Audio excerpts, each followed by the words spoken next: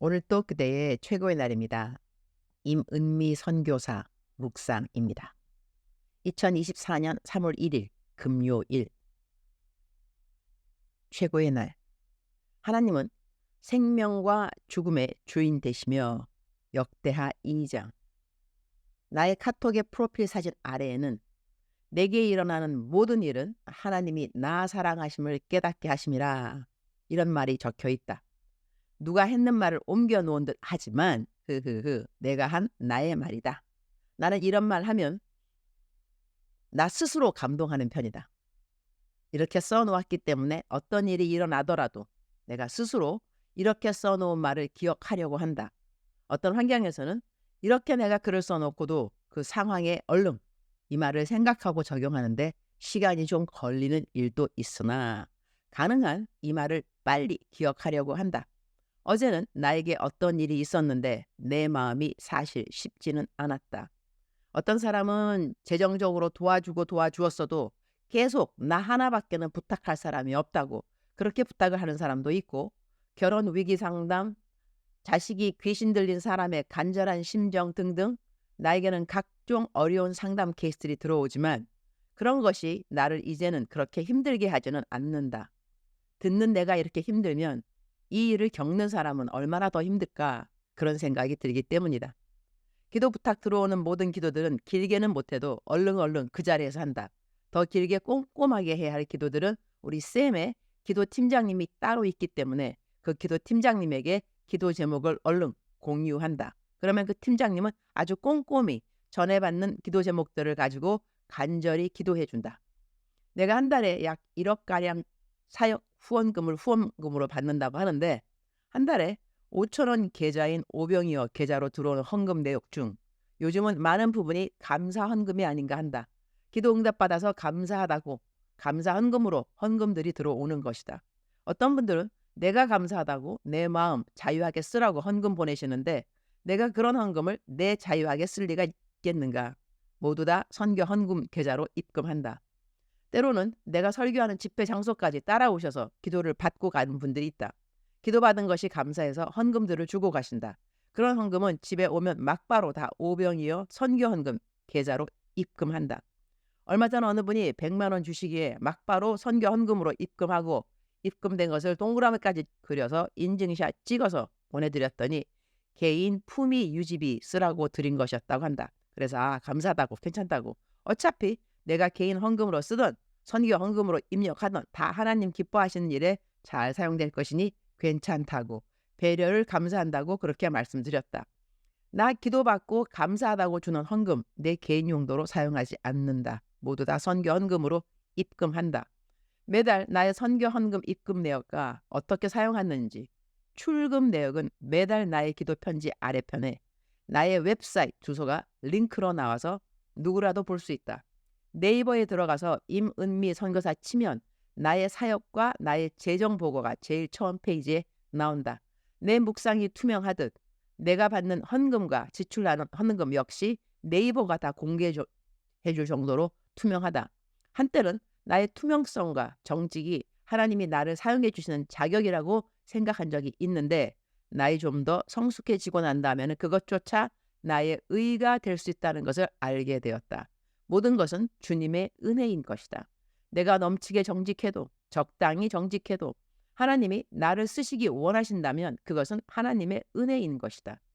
베드로 사도가 성령 충만할 때 기적을 일으킨 주인공이 되었어도 왜 이것이 나의 경건과 나 개인의 능력인 것처럼 나를 주목하느냐라는 말을 한 그 성경 구절에 크게 은혜를 받아서 요즘은 나의 경건의 훈련에 대한 것도 그다지 자랑하지는 않는다.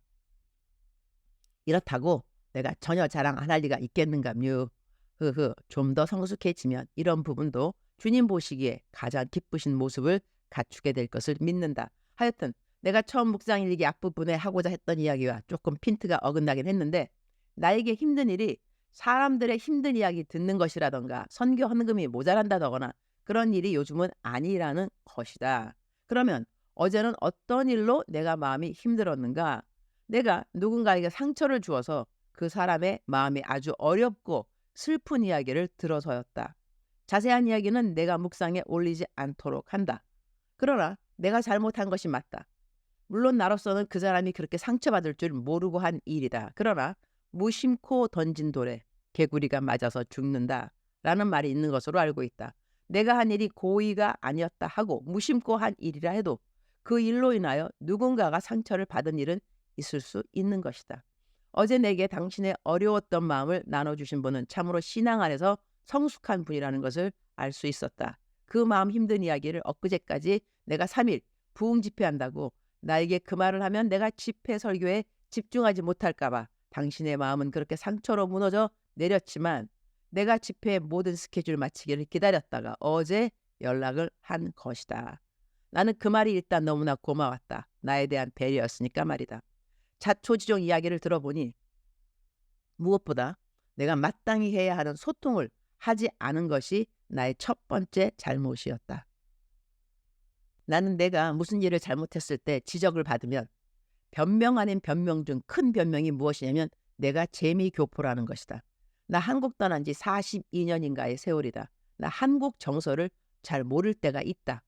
이번 일도 변명 중 한 부분은 내가 한국 정서를 잘 모른다는 것이었다. 그러나 그것은 변명의 한 조각인 것이고 큰 잘못은 상대편에 대한 배려가 짧은 것이었다. 내가 그냥 나 좋은 것만 열심히 이야기했지 내가 좋아하는 이야기로 인하여 어떤 사람이 어떤 마음의 어려움을 가질 수 있는가에 대한 배려는 거의 없었던 상황이 이번 상황이었다. 그 사람이 얼마나 마음이 어려웠으면 나에게 이야기를 해주었을까. 그런 생각도 들었지만 그 사람이 얼마나 나를 신뢰했으면 앞으로는 내가 이렇게 다른 사람 상처 주면 안 된다는 생각에 나에게 연락을 일부러 했을까. 그런 생각도 들었다. 성경에는 모든 성경은 하나님의 감동으로 된 것으로 교훈과 책망과 바르게 함과 의로 교육하기에 유익하니 디모데후서 3장 16절에 이런 말씀이 있다. 나에게 일어나는 모든 일이 하나님이 나를 사랑하심을 깨닫게 하심이라는 것은 성경 말씀이 나를 이렇게 교훈과 책망과 바르게 함으로 인도해 주시는 것을 깨닫게 되는 때가 아닌가 한다. 하나님은 우리를 사랑하신다고 항상 얼러주고 달래주고 위로하고 칭찬만 해주시는 분은 아니신 것이다. 내가 올바로 성숙하게 하기 위하여 책망도 교훈도 바르게 함도 모두 나를 자라게 해주시는 도구들로 사용받는 것이다.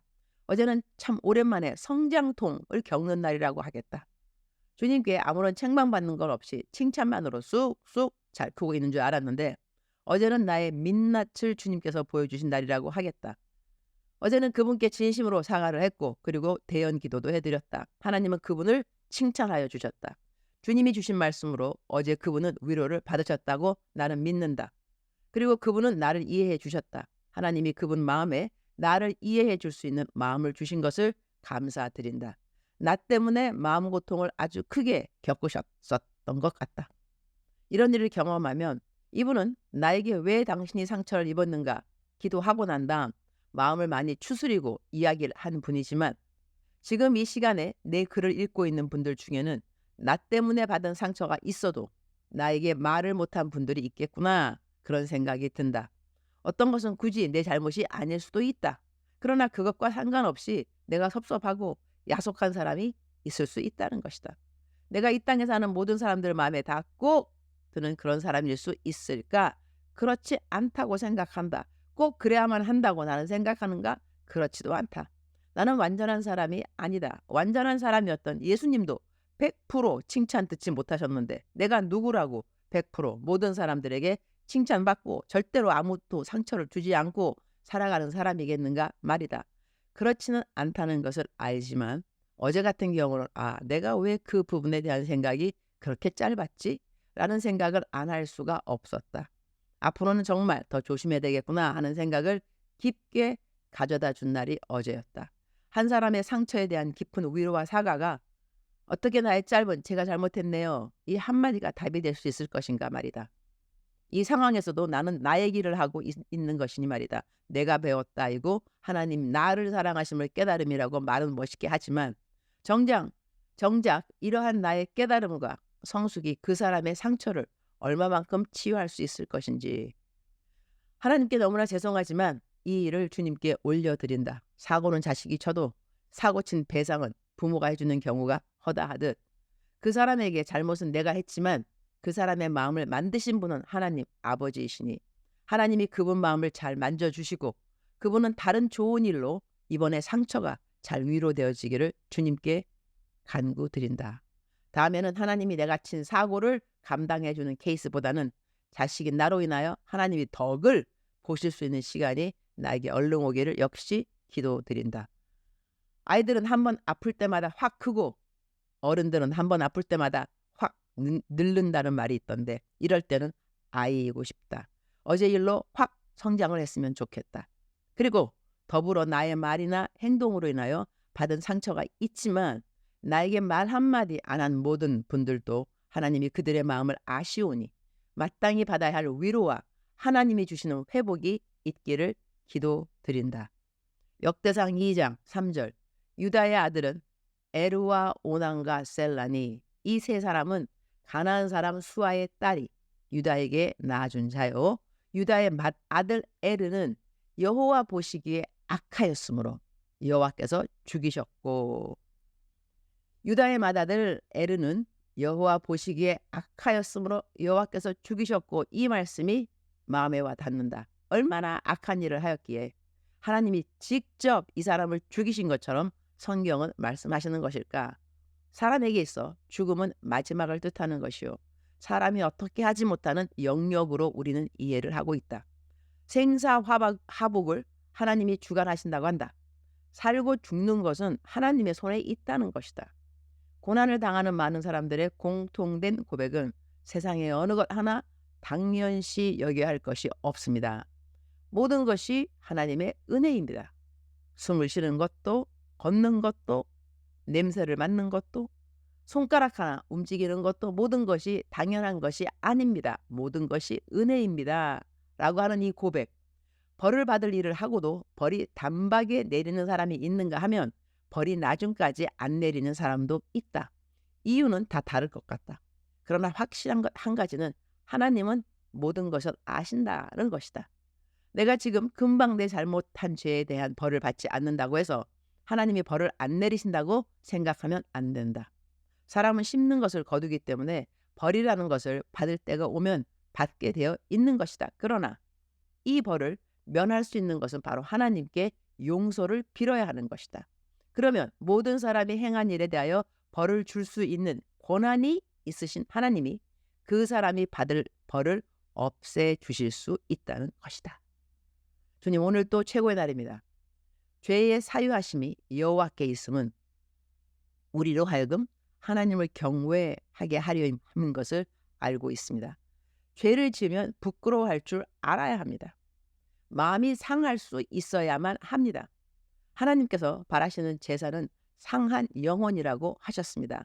주께서는 상하고 뉘우치는 마음을 외면하지 않으십니다.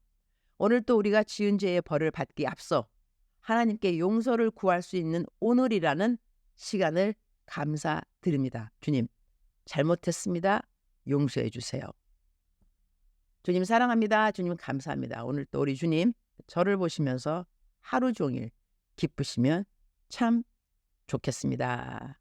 외울 말씀. 그러나 사유하심이 주께 있음은 주를 경외하게 하심이니이다. 시편 130편 4절 말씀. 사랑하는 그대여, 사랑하는 그대여 출석 부르고 있습니다. 대답하셔야죠. 요즘은 계속 제 묵상이 길어요. 그렇죠? 그래서 출석만 짧게 부르도록 하겠습니다. 사랑하는 그대여, 사랑하는 나의 딸아, 사랑하는 나의 아들아. 오늘 또 하나님께서 그대와 동행하십니다. 그리고 그대가 시시때때로 하나님 아버지께 아버지 잘못했어요. 용서해 주세요. 이렇게 고백할 때 하나님은 미쁘시사 그대의 모든 불의한 죄에서 그대를 용서해 주시겠다고 성경에 약속하셨습니다.